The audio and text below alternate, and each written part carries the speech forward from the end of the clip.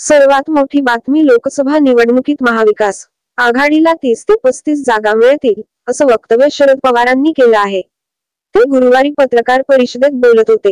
तसेच यावेळी त्यांनी राष्ट्रवादी काँग्रेस पक्ष काँग्रेसमध्ये होण्याबद्दलही भाष्य केलं.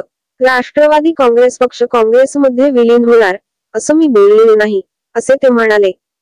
शरद पवार म्हणाले की, मागच्या निवडणुकीमध्ये काँग्रेस पक्षाला 1 जागा मिळाली आणि आम्हाला 4 जागा मिळाल्या.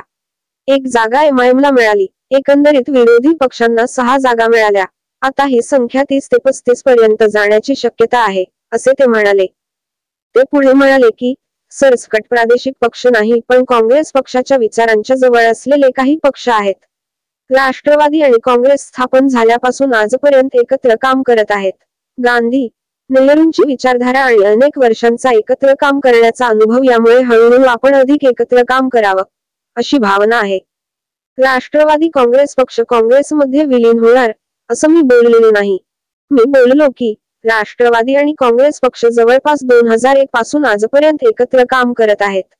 महाराष्ट्राच्या मंत्रिमंडळात दोन्ही पक्ष एकत्र होते.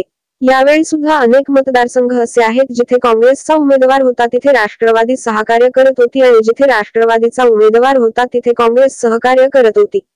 त्यामुळे विचारधारा एक असल्याने आणि एकत्रित काम करण्याची आवश्यकता आहे हे दोघांनाही पटल्यामुळे त्या पद्धतीने आम्ही काम करतो आहे, असे ते म्हणाले.